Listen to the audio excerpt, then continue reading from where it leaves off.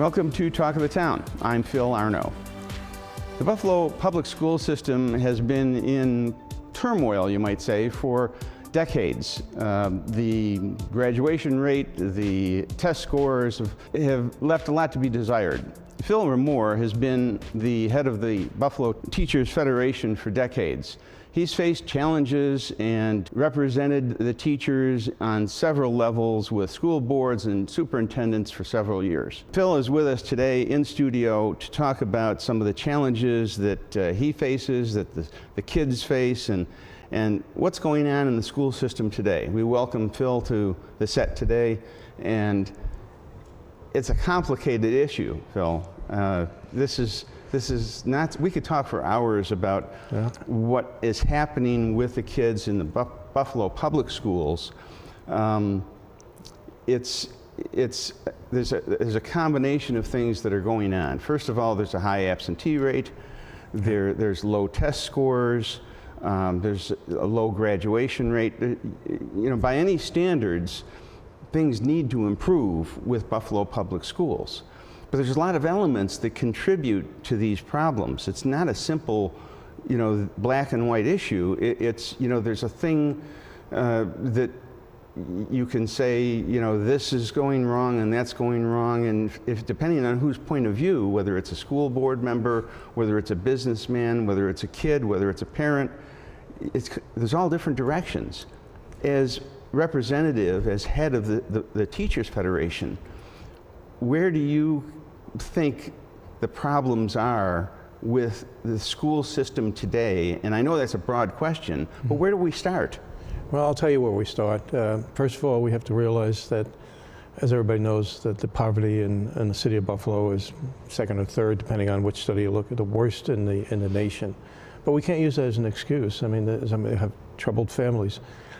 For some 30 some odd years, I've been saying the same thing. We have to start by making sure that our kids graduate from elementary school ready for high school. What does that mean? That means that they get from first grade to second grade ready for second grade. That means smaller class sizes.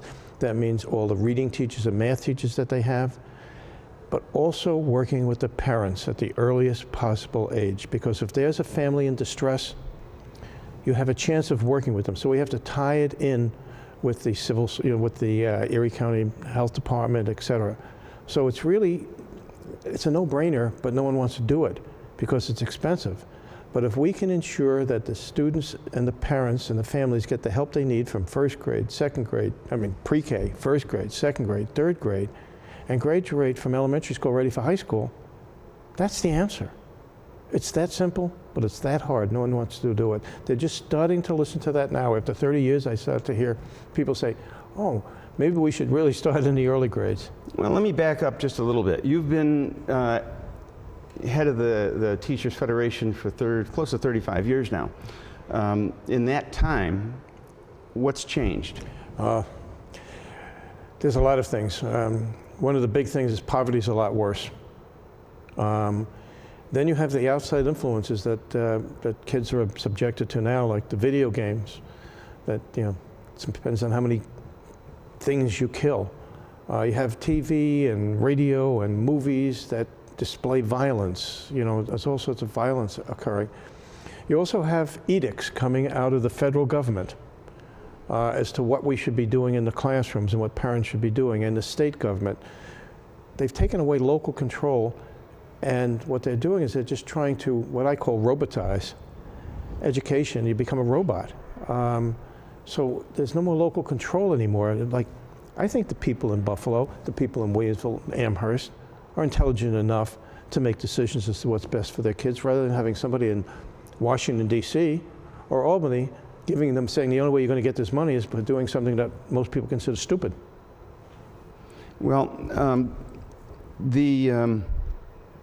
the other school systems are not dealing with the same problems that the inner city has, but we have schools within Buffalo, the charter schools, for example. They do draw from the same population.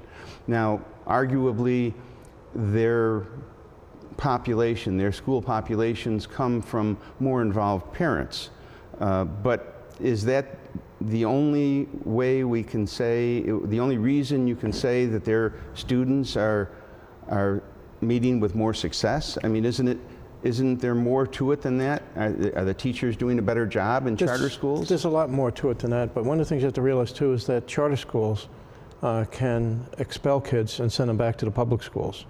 We have charter schools, for example, with large numbers of students.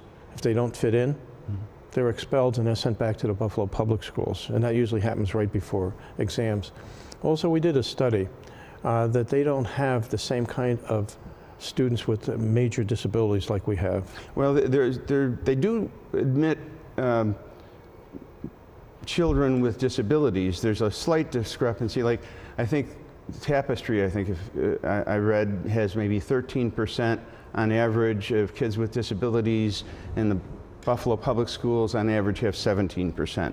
So there's a little bit more in the Buffalo public schools, but that discrepancy probably shouldn't account for the vast success rate that's the difference. Well, first of all, the success rate isn't that great. And when you take a really close look at it, it isn't that great. But just because you have 13% special ed, that isn't any of the special ed that we have. For example, 6 to 1 to 1. 6 students, 1 teacher, 1 teacher aide. Most of the charter schools don't have the really severe special ed kids. They have mostly speech, 15 to 1. Now, Tapestry's doing a good job. I think they do an excellent job. I know the principal over there. She's a very dedicated person.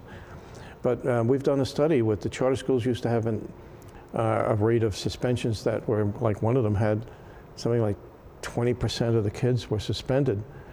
But, you know, there's a major difference there, though, as once again, it's the population of the students. And let's face it, if a parent wants to, is a more involved parent when they're going to take their child and send them to a charter school. But if you look at the studies, they're not doing that much better than a Buffalo public school. Some are, but some are not doing as well, and some are doing worse. Now, the Teachers Federation, your position, more charter schools are desirable or not desirable? We have a very straightforward position.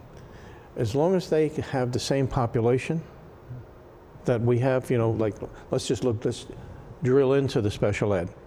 As long as you're not allowed to boot kids out and send them back to the Buffalo public schools when they don't like them or not doing well, as long as the funding doesn't come out of us. For example, the funding for charter schools comes out of the Buffalo public schools. Now, you might say, well, look, you have less students. Well, they're Buffalo public you have less students. But so you should have less money. But Gary Crosby, who used to be our CFO, did a study one time that if you were spending, let's say you're sending $50 million to the charter schools, you know, for the kids that are there. If you sent those kids back, it would only cost us $25 million more. Why? Because all the kids don't come from the same school, they don't come from the same class, they don't come from any of those kind of places. Okay. That's my cell phone. Okay, that happens. Sorry for my cell phone. I didn't silence mine, but you know, you happen to be the unlucky one to have it go off. Now you're listening to Pachelbel's Canon in D. Okay. But you know something, and as long as they have to meet the same standards, follow the same rules, can't kick students out, and aren't draining money from our schools, I say fine, as long as it's a level playing field. That's fine with me. Okay. Well, okay, interesting. Dr. Cash, have you developed much of it? He's new to the system now. What is your relationship with him been now at the start? Well, we've only met once. We've only met once, and he's going to really, I don't know yet, because I've just met him. I think the most important thing is for us to give him a chance. You know, really give the man a chance. You know, he's going to have to assemble a team. The most important thing that he has to do is he has to find a good number 2 and number 3 that he can rely on. And he has to identify the people that are the problem solvers, not the ones that make the problems or make them worse. Because you can always say, well, we're going to make a problem, we're going to fight a battle and stuff like that. But what you have to do is take a look at what's the problem, how can we solve it? And he has to find people around him. Right now, he has a couple of people, at least one person around him that's causing more problems than solving them. I don't want to get into names, but until he realizes that, it's going to be very difficult. Okay. Well, there's a lot to talk about, and when we come back, we're going to get into some of the politics, some of the things that have gone on in the past, and maybe some of the things that can be done in the future to help the kids get a better education in the city of Buffalo, which is what we all want. That's right. We'll be back right after this.